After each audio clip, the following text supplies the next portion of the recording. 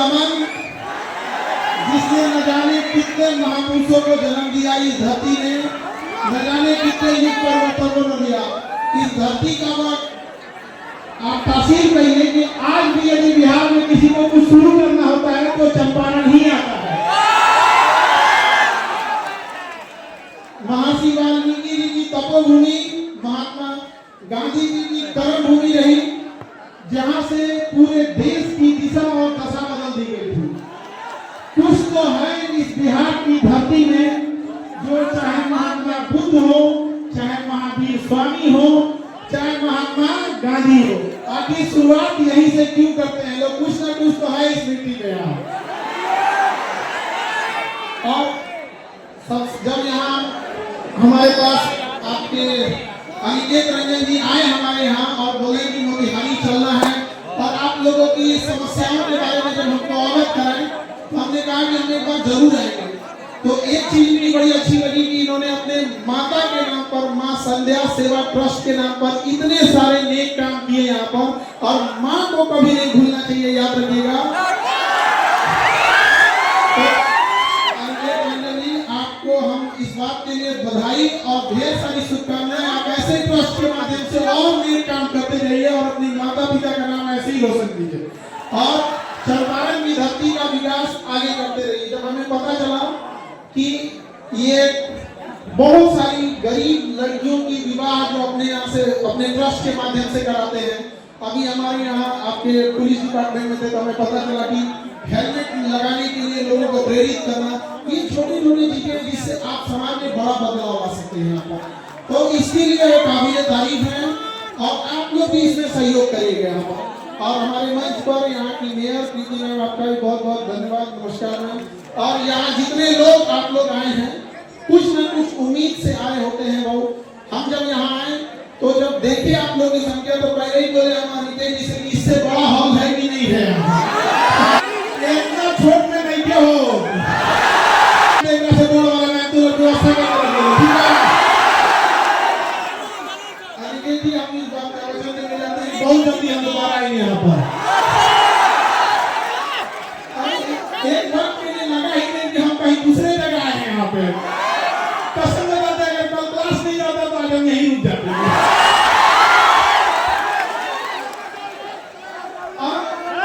यहाँ में अगला जो भी जगह होगा आप देखिएगा, सरकारी में जाने यहाँ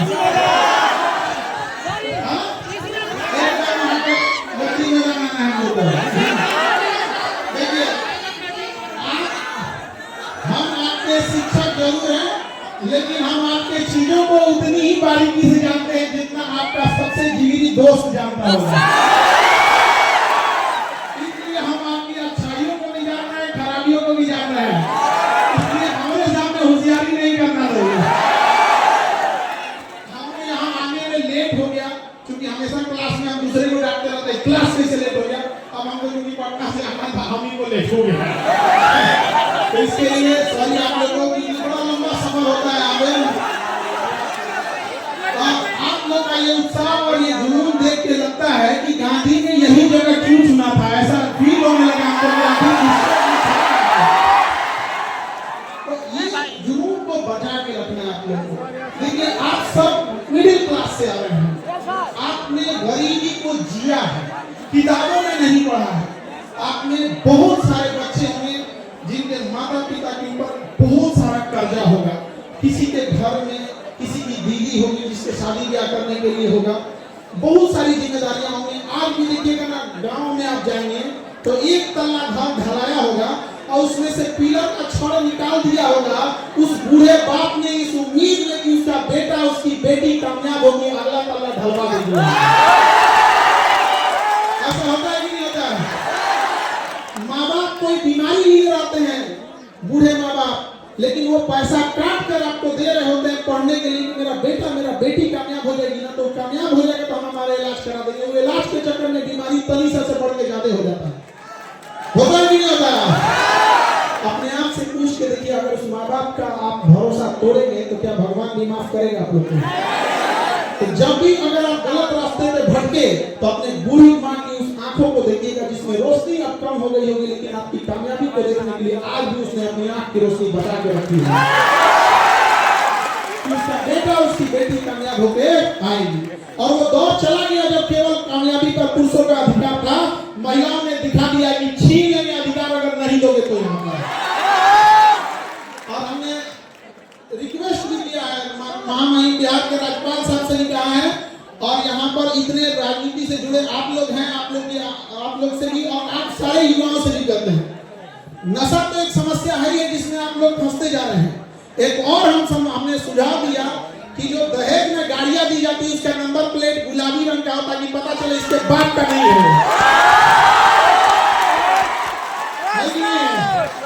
अरे कम से कम लहरिया कट मारे तो कोई कहे कि बाप का गाड़ी नहीं है, तुम्हारे ससुर की गाड़ी है। अब आप ये चंपारण की धरती से कहते हैं कि इस मुहिम को यहाँ से फिर से चालू कीजिए कि जिस तरह महात्मा गांधी ने चंपारण के किसानों के लिए यहाँ के घटिया कानून को बदल दिया था, दहेज जैसे घटिया चीजों को उखाड़ फेंकिएगा आप लोग यहाँ पर।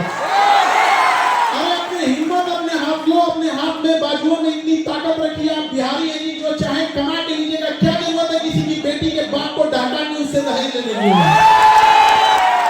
और सामने से जब दहेज मिले तो ठुकरा के रख दीजिएगा। आप कहिएगा कि हमने इतना माँ बाप ने शिक्षा दिया है, अपने गुरुओं से इतना हमने आशीर्वाद त्याग किया है, और भुजाओं में इतनी ताकत है कि जो चाहे दिला सकते हैं, सम्मान से रखेंगे। चाहे एक ही रोटी खाए, सूखी रोटी खाए, लेकिन सब अपना सम्मान से समझौता नहीं करेंगे।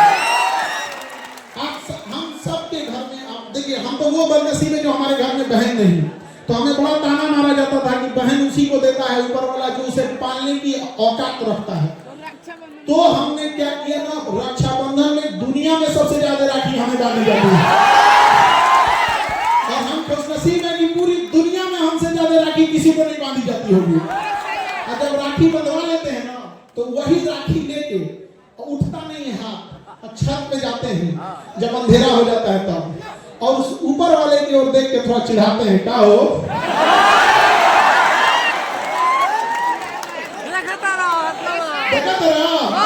महीना दे लो, देख लो।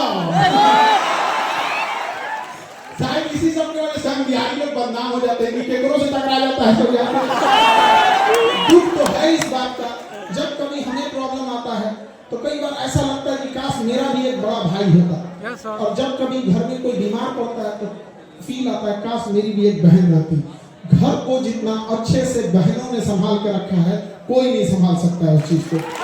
और ये आप लड़के लोग को समझ में आएगा जब अपनी बहन की विदाई करोगे तब। विदाई करने के तुरंत बाद जब तुम विदाई करके लौटोगे घर में ना, तो घर की चार दीवारी पूछेगी कि इस घर को सजाने वाली को तो तुमने विदाई करके भेजा। तो इज्जत करने वाली जब तक घर में है, वो लड़ेगी चाहे कुछ भी करेगी, लेकिन तुम्हारे लिए हमेशा खड़ी रहेगी तुम्हारे साथ यहाँ पर। तो हमेशा याद रखिएगा, अपने संस्कार का परिचय दीजिए। यदि शत्रु को हराना है तो शस्त्र उठाना पड़ेगा। शत्रु को हराना है तो शस्त्र उठाना पड़ेगा, लेकिन समाज बदलना है तो हमें अपने शास्त्रों को उठाना पड़ेगा। हम अपने शास्त्र भूल चुके हैं, तो हमें ये सारी चीजों को एक साथ लेके चलना है। माता पिता के भरोसा को कभी मत तोड़िए। अभी हमने देख रहे थे कि यहाँ बहुत सारे बच्चे नशा जैसे खराब चीजों में उलझते जा रहे हैं। आप समझो बाबू, नशा कोई एक दिन में लगने वाली लत नहीं होती है।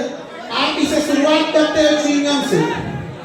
आप इसे नॉर्मली छोटे से कैसे स्टार्ट करते हो, छोटे से च्युइंगम से, फिर उसके बाद छोटा सा जाते हो, कभी पार्टी फंक्शन में ले लिया कि किसी का शादी ब्याह है, कोई त्योहार है, किसी का रिजल्ट हो गया, मैं जीत गया। ये धीरे धीरे पहली दहलीज है आपके बर्बादी पे, किसी को बर्बाद करने का। आपका दोस्त कहेगा कि दोस्ती के लिए ये नशा कर लो, उसी दोस्ती के लिए तो छोड़ देना। और उस दोस्त को एक कप नाली का पानी उठा के दीजिएगा, कहेगा दोस्ती के लिए पी ले। याद रखिएगा, ऐसे दोस्त लोहे के में लगे उस जंग के समान होते हैं जो तब तक उस लोहे से चिपके रहते हैं जब तक उस लोहे का अस्तित्व न मिटा दे। ऐसे दोस्तों की जरूरत नहीं है। याद रखिएगा, बहुत ज्यादा गिनती के लिए मत रखिएगा। अरे दोस्त एक जैसा हो, एक ही हो, लेकिन कर्ण के समान हो। अपना हस्ती मिटा दिया दुर्योधन के लिए। अलग बात था कि दुर्योधन गलत था, लेकिन दुनिया आज भी मिसाल देती है कि दोस्त हो तो कैसा, कर्ण के लिए। ऐसा कोई दोस्त ना हो आपका कि जीवन बर्बाद कर दे आपको। धीरे धीरे आपको लत लगाएगा, फिर आप आदी हो जाएंगे उसके, फिर आप उसको पीने लगेंगे। जब आप शराब, गुटखा या किसी चीज में जब आपको आदत हो जाएगा, फिर धीरे धीरे आप उसके डिपेंडेंट हो जाएंगे। अब आपको नहीं मिलेगा तो परेशान हो जाएंगे। ये स्टेप समझो, स्टेप। तो डिपेंडेंट जब हो जाएंगे तो फिर अब आप उसके शिकार हो गए। डिपेंडेंट होने के बाद अब आप उसको, वो नशा अब आपको करेगा नहीं। फिर अब आप अगले स्टेप में जाओगे कि इंजेक्शन मारने के लिए, तो ये दुनिया भर का ये सब चीजों को, ड्रग्स वगैरह, ये जब आप चले गए तो ऐसा मत सोचिएगा कि केवल आप बर्बाद हुए। किसी माँ के आंखों का सपना टूटेगा आपके इस नशे के चक्कर में। किसी के बाप का कॉलर सर से नीचे झुक जाएगा। किसी की पत्नी और उसके बाल बच्चों का पूरा भविष्य अंधकार में हो जाएगा। तो लात मारो ऐसे दोस्तों को जो आपको बिगाड़ देता है। इतनी तो हिम्मत होनी चाहिए, इतनी तो हिम्मत होनी चाहिए। जितना भी बड़ी गाड़ी देखोगे ना, फेरारी ले लो, रोल्स रॉय ले लो, ये बड़ी बड़ी जो गाड़ियां होती हैं करोड़ों की, इसमें ज्यादा सीट नहीं होता है। जानते हो क्यों? उसको पता है कि जिसको खरीदने की औकात होगी उसके ज्यादा दोस्त नहीं होंगे, है कि नहीं यार? बदलिए इस समाज को। आप लोग युवा हैं, अगर नहीं बदल सकते तो धिक्कार हो जाएगा ऐसे युवाओं के ऊपर। अपने आप को बदलिए, इस गरीबी से निकलिए। आपको यही एक एज है, ये आपके जीवन का सबसे बहुमूल्य एज है। इस एज को मत गवाइए, अपना पूरा जी जान लगा के झोंक दीजिए इस चीज को पढ़ने में। देखिए, किसी के माता पिता गरीब होंगे, किसी के माता पिता मिडिल क्लास होंगे, तो ये मत देखिए आपके माता पिता गरीब हैं या कैसे। आप गरीब घर में पैदा हुए तो आपका कोई गलती नहीं है, लेकिन अगर आपके माँ बाप गरीब घर में मर गए तो केवल आपका दोष है। इसलिए जी जान लगा दीजिए। और क्यों नहीं कर सकते आप लोग? सबके जीवन में संघर्ष आता है। याद रखिएगा, जिस पत्थर पे छीनी हथौड़ी का चोट नहीं पड़ता है, वो पत्थर कभी भगवान की मूरत नहीं होती है। पैर से लोग ठुकरा के चले जाते हैं। तो जीवन में यदि आपको तकलीफ हो रहा है तो याद रखिएगा, ऊपर वाला आपको पत्थर जैसे शरीर को काट के मूरत बनाना चाह रहा है। भागिए नहीं इस चीज से। कुछ देर बर्दाश्त कर लीजिए, फिर लोग आपको पूजने आएंगे यहाँ पर, और बुलंदी के शिखर पे चले जाइएगा। लेकिन कभी अपने अंदर अहंकार मत लाइएगा। अहंकार तो रावण का नहीं बचा, तो हम लोग कौन डेगची के मसाला है? किसी का अहंकार नहीं बच सका यहाँ पे। हमेशा सोचिएगा कि आपका जीवन दूसरों के काम आ सकता है कि नहीं। यदि आपका जीवन केवल आपके काम आ रहा है तो आप नर के रूप में, मानव के रूप में जन्म जरूर लिए हैं, लेकिन आप एक पशु के समान हैं। क्योंकि जानवर की पहली पहचान होती है, वो केवल अपने लिए सोचता है। कभी जानवर को नहीं देखेंगे बांट के खाएगा।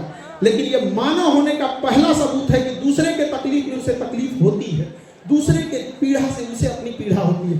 आज देखिए, हमारे समाज में किसी के साथ जघन्य अपराध हो जाता है, कुछ हो जाता है, तो हम एक मानव होने के नाते उसके साथ सहानुभूति रखते हैं। लेकिन इसी मानव के बीच में कई बार दरिंदगी जैसी घटनाएं हो जाती हैं। तो ये सब चीजों को हम और आप युवा ही इस चीजों को बदल सकते हैं। और युवा ही कहीं भी जाएगा तो चेंजिंग ला सकता है, बशर्ते वो गलत डायरेक्शन में ना चला जाए। आज का युवा जो हो गया है, 1.5 GB डाटा 4 बजे तक खत्म कर दे रहा है। क्या मतलब बन रहा है? याद रखिएगा, सुनिए बाबू ध्यान से, एक अनलिमिटेड डाटा है, तो ये अनलिमिटेड डाटा अनलिमिटेड बर्बाद करेगा आपको। समझा नहीं गया? इसलिए आप लोग समझो बाबू ध्यान से, एजुकेशन बहुत जरूरी है, लेकिन आज के डेट में आपके पास मोबाइल बहुत ज्यादा हो गया। ये ले लीजिए खान साहब।